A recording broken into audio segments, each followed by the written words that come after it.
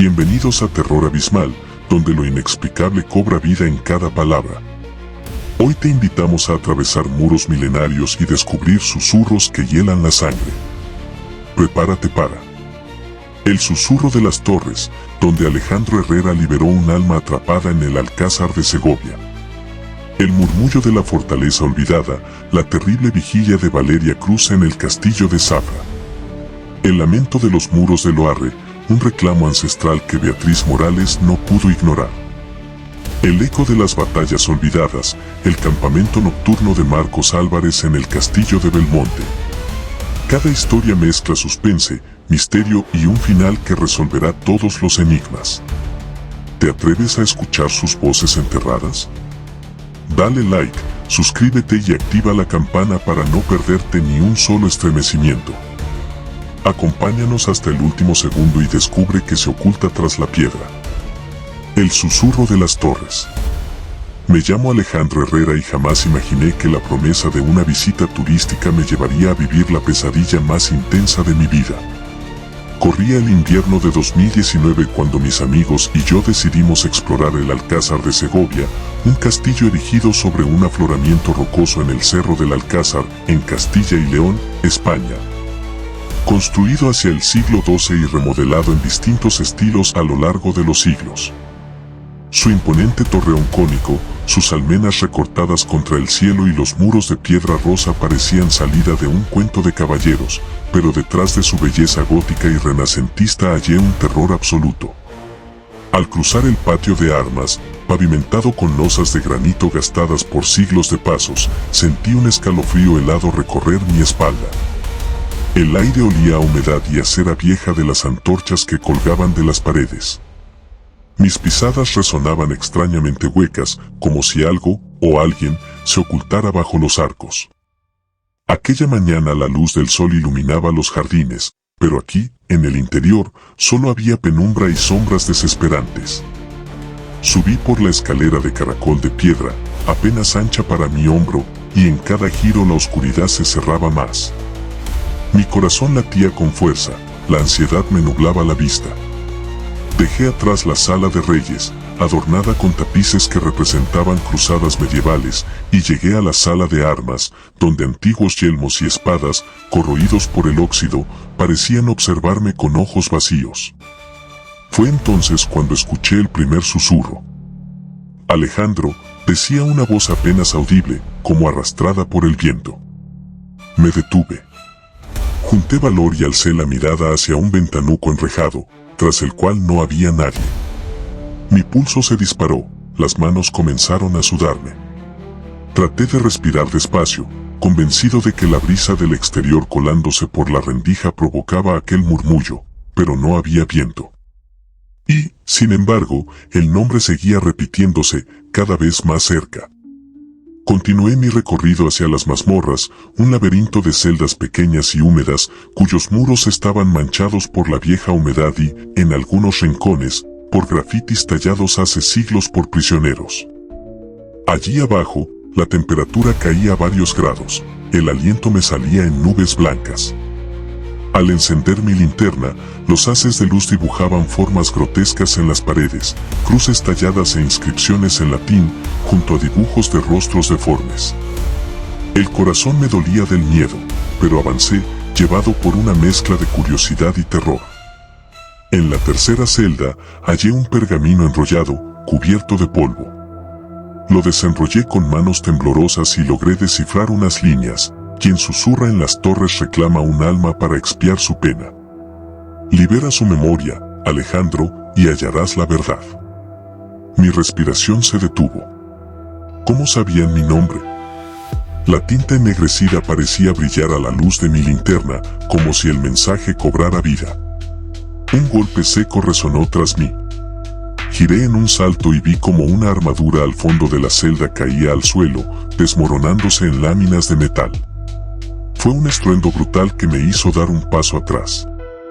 La linterna titiló y, durante un segundo, todo quedó a oscuras. Juro que vi una figura espectral desvanecerse tras las rejas, un hombre de rostro pálido, con los ojos hundidos, envuelto en telas raídas.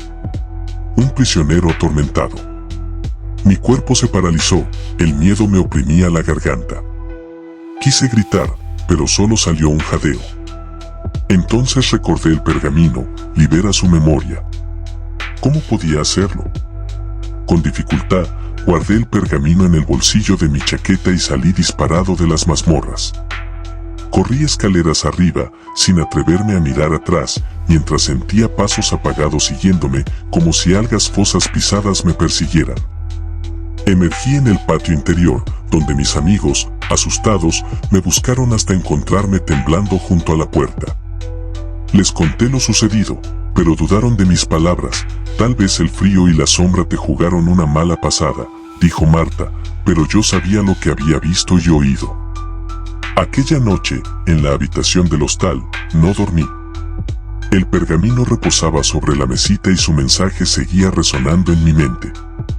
Al amanecer, volví al castillo con una misión: dejar el pergamino en la capilla medieval, bajo la imagen de Santa Catalina, junto al antiguo altar de piedra.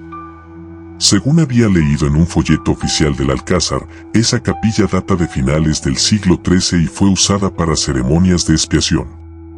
Subí de nuevo por la torre, con el corazón a punto de estallar, y deposité el rollo en un nicho bajo un fresco que representaba la liberación del alma.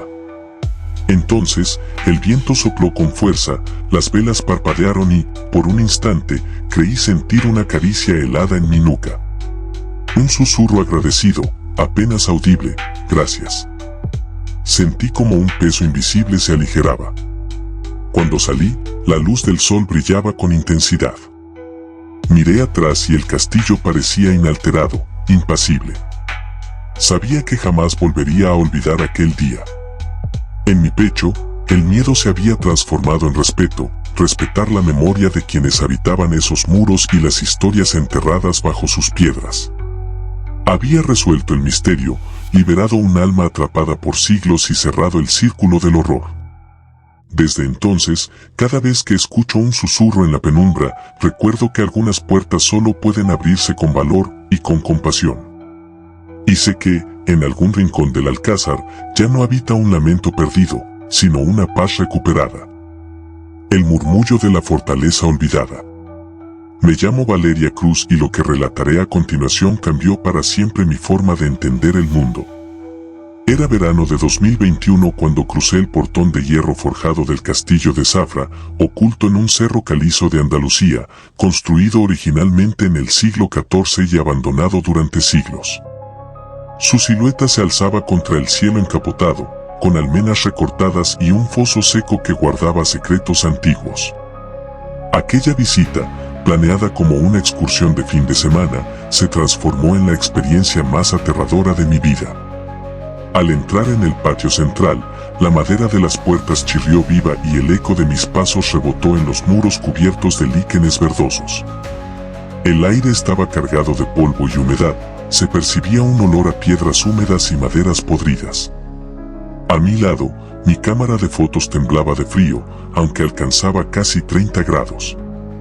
Al subir los peldaños de la torre principal, la piedra irregular arañaba mis pies descalzos. El ruido era tan fuerte que parecía querer avisarme de un peligro inminente. En la sala del alcaide, un viejo yugo de hierro colgaba del techo por una cadena carcomida. A su lado había pinceladas de sangre seca sobre los muros, como si alguien hubiera tratado de huir y nada más quedara en su vida que aquel rastro oscuro. Sentí un escalofrío recorrer mi columna vertebral, mi respiración se volvió entrecortada y mi corazón latía con rapidez inusitada. Las antorchas oxidadas no lucían llamas, parecía que alguien las había apagado hacía siglos, pero la penumbra no cedía ni un centímetro a mi linterna. Decidí avanzar hasta la capilla destrozada, cuyo techo agujereado permitía ver fragmentos de cielo gris. Allí encontré un crucifijo de metal retorcido en el suelo, sobre una losa quebrada. La imagen de Cristo tenía los ojos arrancados, y los bordes de la cruz estaban marcados por arañazos profundos, como si hubiesen luchado contra algo vivo. Me acerqué, arrodillada, y al rozar el metal con mis dedos sentí un frío helado de otro mundo. Un susurro delicado y gutural emergió de la penumbra. «Vuelve, regresa». Grité y di un paso atrás, deseando salir corriendo. Mi linterna osciló y la luz barrió la capilla revelando una mancha oscura en la pared, como la sombra alargada de una silueta humana. La mancha se difuminó y reapareció, como respirando, expandiéndose y contrayéndose con cada latido de mi propio corazón. Salté y salí de allí, buscando a mis acompañantes. Los encontré en el salón de banquetes, una estancia enorme con mesas de piedra y bancos tallados en el mismo bloque de roca del castillo. Sobre la mesa principal había una copa dorada, repleta de un líquido casi negro y denso. La curiosidad pudo conmigo, extendí la mano, la acerqué a mi boca, pero mi reflejo en el metal me detuvo, mis ojos estaban vacíos, hundidos. Retrocedí con horror mientras la copa parecía temblar. De pronto, el líquido se alzó y salpicó hacia mí sin ningún movimiento perceptible, como si tuviera voluntad propia. Mis amigos corrieron a ayudarme, la copa cayó al suelo y se astilló en 1000 pedazos. Cada fragmento dispersó un eco de gritos ahogados y voces que pedían auxilio. Era un coro de lamentos antiguos, provenientes de las paredes. Sentí que mis rodillas cedían y me apoyé en un banco, temblando de miedo y confusión. Quise huir, pero la puerta de salida estaba bloqueada por una figura oscura, corpulenta, cuya silueta recordaba a un caballero con armadura corroída. No se movía, pero su sola presencia parecía oprimir el aire y encender una niebla fría a su alrededor. ¿Quién eres?, pregunté con voz temblorosa. La figura no respondió con palabras, sino con un estremecedor retumbar, como un latido que emergiera de debajo de la tierra. Cerré los ojos y recordé una nota que había leído en la pequeña galería del ala oeste: aquí yace Rodrigo de Ibarra, guardián de la fortaleza, traicionado por su señor y sepultado vivo en la clandestina sala de los traidores. Un escalofrío me recorrió, sabía que debía encontrar esa sala y liberar su nombre para calmar su espíritu. Guiada por la esperanza, busqué un pasadizo secreto del que hablaba la nota. Tras el tapiz rasgado de la galería, hallé un muro móvil que cedió al empuje de mi cuerpo. Se abrió un estrecho corredor cubierto de polvo y escombros. Avancé encorvada, con el miedo clavado en cada músculo, hasta descubrir una pequeña cámara subterránea. Allí, bajo un capitel gótico volcado, había un cofre de madera tallada con el escudo del linaje de los Ibarra. Lo abrí con manos temblorosas y dentro hallé un pergamino sellado con cera roja. Era el edicto real que comprobaba la inocencia de Rodrigo y ordenaba su liberación. Tomé el pergamino, volví a la sala de banquetes y lo coloqué sobre la mesa donde reposaba la copa negra. En cuanto rompí el sello y mostré el edicto al aire, la figura oscura de Rodrigo comenzó a desvanecerse. Un suspiro grave llenó la estancia y, como respondiendo a una orden invisible, las llamas de un candelabro se encendieron de golpe, iluminando el salón con un resplandor cálido. El líquido negro de la copa volvió a ser agua clara y la sombra en las paredes se transformó en una tenue aureola de luz. Finalmente, la puerta de salida se abrió con un crujido suave. Salí del castillo con el cuerpo exhausto y la mente embotada por la tensión. Mis amigos me abrazaron, aliviados. Afuera, el sol brillaba alto en el cielo y el aire olía a pino y hierba fresca. Miré el castillo una última vez, sus muros parecían ahora más viejos, pero serenos, como si un peso invisible hubiera sido levantado. Hoy, cada vez que cierro los ojos, vuelvo a escuchar el eco del murmullo de Rodrigo. Pero en lugar de aterrorizarme, me trae paz. Sé que la memoria de un hombre injustamente condenado ya no vaga en las tinieblas, sino que descansa en la historia que él mismo reclamó. Y sé también que, en los rincones olvidados de ese castillo andaluz, no hay maldición alguna, sino el susurro agradecido de un alma liberada. El lamento de los muros de Loarre. Me llamo Beatriz Morales y aquella tarde de octubre de 2022, mi vida cambió para siempre entre las piedras centenarias del castillo de Loarre. Situado en la provincia de Huesca, Aragón, y erigido en el siglo XI por orden del rey Sancho III de Pamplona, el castillo se alza sobre un cerro calizo a unos 0,75 metros de altitud, dominando un paisaje de valles y montañas. Sus muros de sillar, sólidamente unidos sin apenas argamasa, transmitían la sensación de que nadie podría quebrarlos, excepto el terror que allí aguardaba. Llegué junto a mi hermano Daniel cuando el sol comenzaba a descender tras los Pirineos. El aire fresco olía a pino y tierra húmeda. Al atravesar la puerta de acceso, una pesada hoja de madera reforzada con clavos de hierro rechinó con un sonido que me estremeció. El patio interior, rodeado por torres macizas y corredores de arquillos de medio punto, estaba ya en penumbra. Los últimos rayos de sol pintaban de oro viejo los lienzos de muralla, pero las sombras se alargaban como extrañas garras.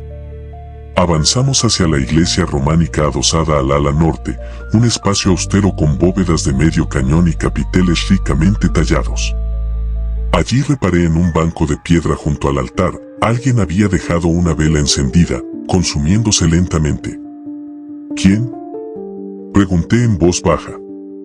Daniel negó con la cabeza. El ambiente se volvió denso, cargado de un silencio anticipatorio. Mi pulso se aceleró. Sentí un hormigueo en la nuca. Decidí seguir explorando, atraída por un leve murmullo, como agua filtrándose tras las paredes.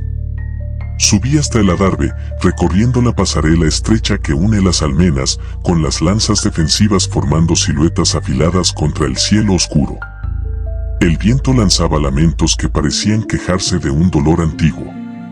Cerré los ojos un segundo y juré escuchar: Vea, ven. Abrí los ojos de golpe, pero solo estaba yo, a cientos de metros sobre el abismo. Bajamos por una escalerilla de caracol hacia las estancias subterráneas, las antiguas galerías donde se almacenaban víveres y provisiones. El techo bajo me obligaba a inclinarme, las paredes rezumaban humedad y, en el suelo, charcos reflectaban la luz de la linterna de Daniel. Al encender mi móvil para iluminar un pasadizo lateral, vi grabadas en la piedra unas inscripciones en caracteres medievales. Aquí penó Lucía de Luna, acusada de brujería y silenciada por el temor. Mi respiración se volvió errática. ¿Brujería? El nombre de Lucía era un nombre corriente, pero aquí tenía eco de condena. Un golpe seco retumbó en la escala superior. Alzó la cabeza Daniel. Anduvo hacia las escaleras y me dijo apenas susurrando: creí ver a alguien subir. Mi corazón se desbocó. Sostenía el móvil con ambas manos, temblorosas. Decidí avanzar, impulsada por una mezcla de curiosidad y miedo. Llegamos a una celda pequeña, apenas un hueco con barrotes de hierro oxidados. Dentro, sobre una mesa de piedra, yacía un libro encuadernado en cuero rajado. Lo tomé con delicadeza. Al abrirlo, las páginas amarillentas crujieron bajo mis dedos. Eran cartas. La primera databa de 1583 y estaba firmada por Lucía de Luna. Hablaba de rituales, de visiones en la torre del homenaje, de una presencia que la vigilaba día y noche y le susurraba nombres de aquellos que habrían de morir. Sentí un escalofrío tan intenso que me caló hasta los huesos. Daniel se acercó y, al alumbrar el libro, notamos manchas rojas. No era tinta sino óxido de sangre, quizás de siglos atrás. Cerré el tomo de golpe y, en ese instante, la linterna de Daniel parpadeó y se apagó. Nos quedamos a oscuras. Mi pulso se hundía en el pecho, las sienes me latían. Alcé la voz, temblando: Dani, enciende la tuya. Un silencio interminable respondió. Un susurro gélido brotó de la nada: libérame. Corrí hacia la puerta, tirando de la reja, pero no cedía. Ayúdame, grité con todas mis fuerzas. Entonces, sentí un roce helado en mi hombro, un aliento frío que parecía susurrar al oído. Cerré los ojos, deseando salir de allí, y recordé una frase del libro: solo la verdad traerá la calma, el nombre verdadero debe ser pronunciado en la torre. Lucía había escrito que su acusador, un tal señor Gómez, había condenado su espíritu injustamente. Pronuncia mi nombre, siseó la voz. Recité el texto en voz alta, temblando: Señor Gómez, tu injusticia ha silenciado a Lucía de Luna. Una bocanada de aire giró en la estancia, y sentí como una mano invisible rompía los barrotes. La puerta chirrió al abrirse. Salí disparada por el pasadizo, con Daniel siguiéndome. Al llegar al patio, la luna iluminaría la torre del homenaje, la más alta de todo Loarre, de planta cuadrada y almenas puntiagudas. Ascendimos de nuevo, con pasos acelerados. En lo alto, el viento azotaba con furia.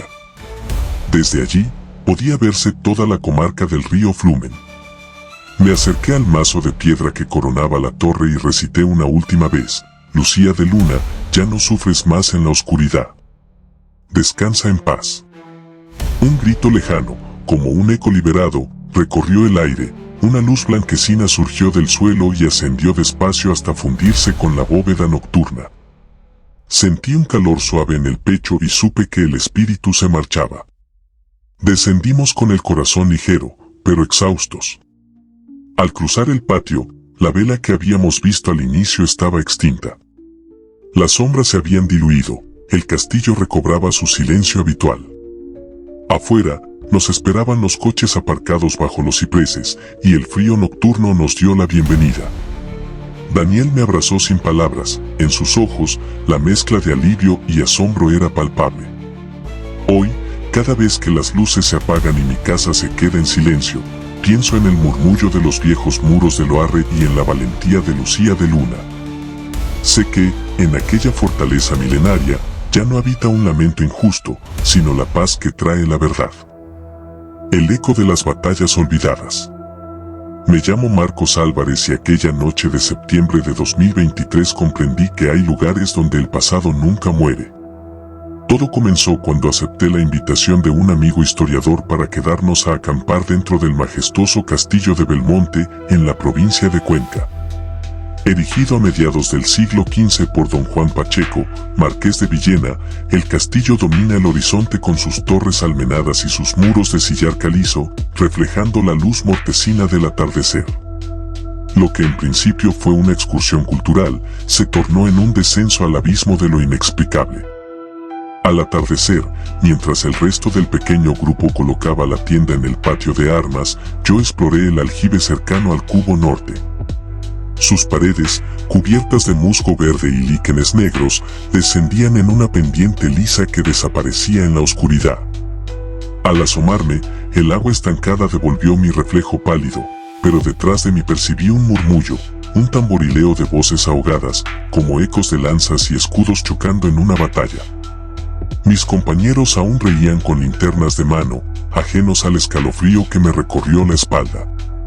Regresé al patio y decidí iluminar con la linterna la oscura puerta de la capilla gótica, adosada al ala oeste.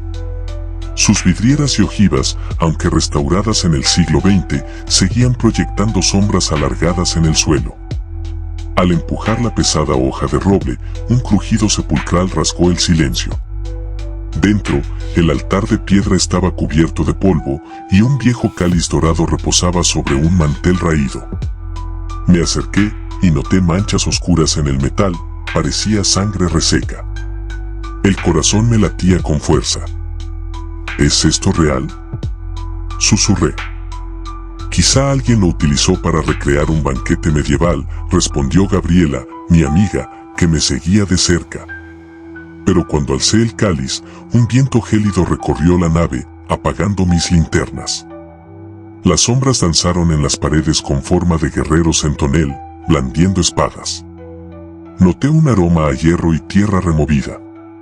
Supe, con un sobresalto, que no estábamos solos. Salimos atropelladamente, tropezando con los bancos. Debajo de uno, hallé un pergamino enrollado, atado con una cinta de terciopelo. Lo abrí con dedos temblorosos y descubrí un texto en latín antiguo: aquel que alce el cáliz sin expiar su culpa, pagará la deuda con sangre. Que la memoria de los caídos guíe su alma a la paz. Mi pulso se disparó. ¿De qué culpa hablaba? Decidimos buscar más respuestas en la sala de armas, un espacio de techos góticos y columnas de granito donde se exhibían lanzas, escudos y yelmos. Allí, junto a una armadura corroída, encontramos una inscripción tallada en la pared: aquí descansan los valientes que juraron lealtad y fueron traicionados. Al lado, Un calendario solar tallado mostraba la fecha exacta, 24 de septiembre de 1476, día en que el marqués de Villena fue asediado por las tropas reales. En ese instante, oí pasos sobre el suelo de mármol. Miré a mis amigos, sus linternas oscilaban y no veían nada. Las sombras de la armadura parecían alargarse, como si quisiera apartarme de la pared. Un gemido lejano retumbó entre las bóvedas y sentí una presencia oscura tras la columna. Mi garganta se cerró, incapaz de emitir sonido. «Tenemos que dejar esto aquí», dijo Luis, temblando. «No hemos venido a despertar fantasmas». Pero yo estaba atrapado por la curiosidad. Recordé el pergamino y su advertencia. Volví a la capilla y deposité el cáliz sobre el altar. Pronuncié en voz alta: «Ofrezco mi arrepentimiento por la traición de antaño. Que la sangre vertida en estas piedras encuentre el descanso». Un silencio absoluto siguió a mis palabras. Luego, un suspiro grave llenó el aire. Sentí como una brisa suave me acariciaba el rostro y, por un segundo, distinguí la figura traslúcida de un caballero con la armadura herrumbrosa, inclinando la cabeza con respeto. La figura se desvaneció entre los pilares y la sensación de opresión se disipó. La linterna de Gabriela recobró su brillo y las manchas del cáliz lucían ahora como simples reflejos del metal. El pergamino, en mis manos, se deshizo en polvo al contacto con el aire. Supimos que era momento de marcharnos. Al bajar por la escalinata exterior hacia el puente levadizo, miré hacia atrás y vi cómo las almenas recortaban su silueta contra el cielo estrellado. El eco de cascos y tambores había cesado, reemplazado por el canto lejano de un búho. El castillo guardaba de nuevo su silencio, pero yo había escuchado el lamento de sus muros. Hoy, cuando cierro los ojos, aún reconozco el susurro del caballero agradecido y el retumbar de las batallas olvidadas. He dejado atrás las viejas traiciones, pero llevo conmigo la certeza de que toda piedra puede contar una historia si alguien se atreve a escuchar. Y sé también que el castillo de Belmonte, imponente en su grandeza, jamás olvida a quienes quedaron para siempre en su memoria.